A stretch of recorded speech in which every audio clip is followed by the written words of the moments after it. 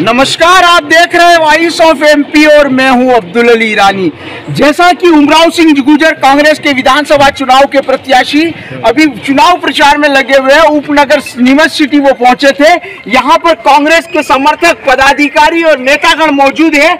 आइए इन लोगों से बात करते हैं किस तरह का माहौल है और किस तरह से उनका समर्थन हो रहा है। मैडम, नीमच विधानसभा क्षेत्र में किस तरह का माहौल है? चुनाव प्रचार में आप भी साथ में हैं, किस कदर का समर्थन मिल रहा है और क्या मुद्दे हैं? देखिए, अभी पूरे प्रदेश में कांग्रेस की एक आंधी आई हुई है और कमलनाथ जी जो कि 2018 में किसी विश्वासघाती के कारण हमारी सरकार गिर गई थी, परंतु उनके द्वारा जो 2018 में कार्य कराए गए थे उसको जनता अभी तक नहीं भूली है। षड्यंत्र करके सरकार गिराना उनका नियति थी और आज देश के लोकतंत्र को समाप्त करने के उनके द्वारा जो साजिश रची जा रही है और जनता जो युवा बेरोजगारी से परेशान है और आम जनता महंगाई, भ्रष्टाचार और जो जिस तरह की मूलभूत सुविधाओं के लिए तरस रही है जनता, उसने पूरा मानस बना लिया है कि इस बार पूरे प्रदेश में बहुत भारी बहुमत के साथ कांग्रेस की जीत होगी और निश्चित रूप से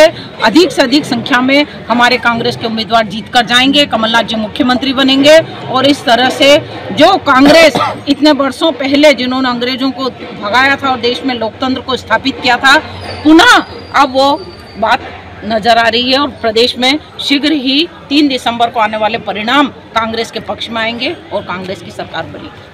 आप क्या कहेंगे? देखिए, परिवर्तन का दौर है। निश्चित ही मध्य प्रदेश में सरकार पलट रही है। नीमच की बात करें तो नीमच सिटी जो क्षेत्र है, यहाँ के स्थानीय विधायक होने के बाद भी नीमच सिटी की दुर्दशा आप देख रहे होंगे। विधायक जी ने सिर्फ अपना विकास करा है, शहर का और नीमच का विनाश करा है। इसलिए परिवर्तन निश्चित है और कांग्रेस की सरकार बनेगी और नीमच से विधायक कांग्रेस के होंगे। किन मुद्दों पर जनता वोटिंग करेगी इस बार? जनता इस बार विकास के मुद्दे पे वोट करेगी।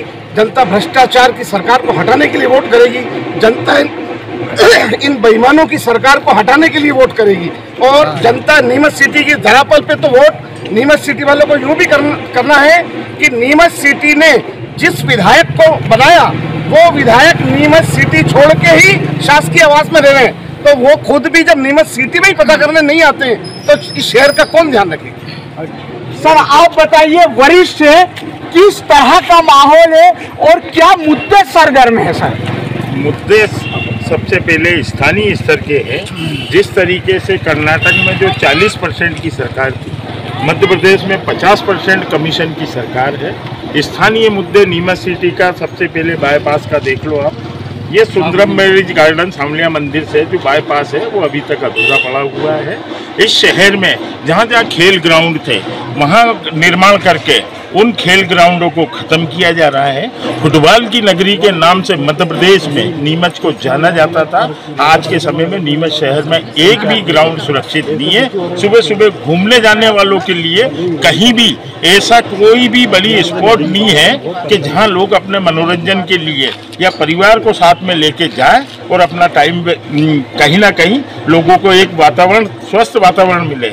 जो पिछले 20 सालों में 19 सालों से जो भारतीय जनता पार्टी की सरकार है उसने स्थानीय चीज़ों पर कतई ध्यान नहीं दिया। चाहे ये कैनाल प्रोजेक्ट का मामला हो, यहाँ पोलों पे लाइटें नहीं है। आप आए होंगे अभी जनसंपर्क में, जो व्यक्ति 15 साल से मध्य प्रदेश की विधानसभा में प्रतिनिधित्व कर रहा हो और उसके क्षेत्र में तो ये पोलों पे लाइटें नहीं, इससे बड़ी दुर्भाग्य स्थिति कुछ हो नहीं सकती। आपने जितने मुद्दे और समस्याएं गिनाई या कुछ मुद्दे और समस्याएं गिनाई, इनका जनमानस पे विधानसभा चुनाव में क्या असर होगा?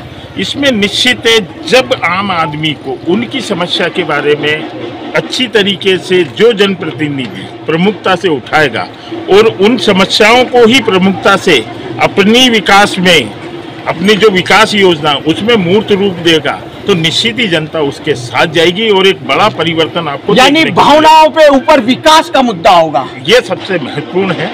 ये क्योंकि पिछले 10 सालों में नगर पालिका भी बीजेपी की है और आप स्थानीय स्तर पे देख रहे हो किन किन समस्याएं।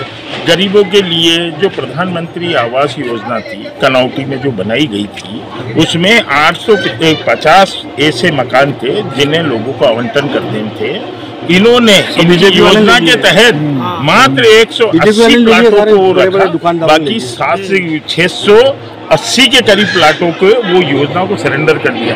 एक बहुत बड़ा विश्वासघात है। आप प्रधानमंत्री आवास के कम से कम 750 से 1000 परिवार ऐसे हैं जो अपने घर का सपना सजोए बैठे हैं। कमलनाथ जी की सरकार आएगी, निश्चित ही उनका कहीं ना कहीं समस्या हल होगी और उन्हें प्रायोरिटी में प्लाट या मकान आवंटन किया। आप क्या कहेंगे?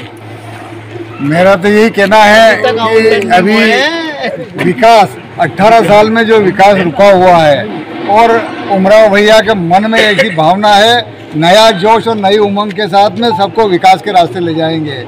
मेरे पास में अभी पूरे इस नीमच जिले में 10,000 वोट है मेरे समाज के और मैं समाज का पूरा मध्य प्रदेश का अध्यक्ष हूँ। उसके नाते हमको नगर पालिका में 10 साल से 15 साल से बीजेपी का शासन है और नगर पालिका बोर्ड बीजेपी की बनी हुई है। सन 2009 में मैंने हमारे रेगर समाज के छात्रावास और मांगलिक भवन के लिए आवेदन दिया, लेकिन किसी ने इसकी तरफ ध्यान ही नहीं दिया। हम लोगों को, हमारे समाज को खड्डे में डाला हुआ है। कहीं भी किसी भी लेटर पैड पे, जो अभी 15 दिन पहले एक पेपर में आया था, 55 आदमियों के आवेदन लगे हुए हैं। इनको समाज के भूमि आवंटन करने के लिए, छात्रावास के लिए जमीनें देना है, लेकिन रेगर समाज का नाम ही नहीं आया। क्यों? हम रेगर कुछ भी नहीं है क्या? आज वोट लेने के लिए बीजेपी घर घर भटक रही है और हमारा उमराव भाई कांग्रेस की तरफ से वोट मांग रहे हैं और मुझे पूरा विश्वास है और हमारी समाज को भी विश्वास है कि हमें भूमि आवंटन भी होगी, छात्रावास भी बनेगा और बहुत भारी मतों से हमारे कमलनाथ जी जीतेंगे, मुख्यमंत्री बनेंगे। बस मैं यूनिवर्सिटी से अमृत राजे बोल रहा हूँ।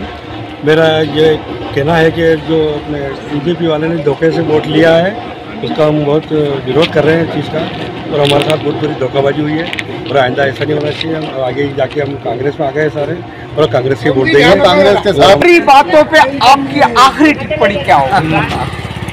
सारी बातों का सार केवल एक है कि भाजपा ने जोर से बोलो, भाजपा की एक नीति रही है, झूठ बोलो, जोर से बोलो और जल्दी बोलो, ताकि सब लोग उनकी बातों में आ जाएं और लोगों के मन में एक भ्रम भरा झूठ के पुलिंदे की सरकार है, भ्रष्टाचार के आकंठ में डूबी हुई सरकार है और युवा हो, महिला हो और दलित हो या व्यापारी हो या कोई भी वर्ग हो, हर वर्ग इससे परेशान है और हर वर्ग ने ये ठान लिया है कि भले ही वो गली मोहल्ले की समस्या हो या उच्च स्तर के व्यापारी के व्यापार की समस्या हो, हर आदमी, हर वर्ग इनसे परेशान है और हर वर्ग ने ये ठान लिया है कि इस बार कमलनाथ जी को जिताना। कमलनाथ जी को जिताने के लिए हमारे समस्या का समाधान करो।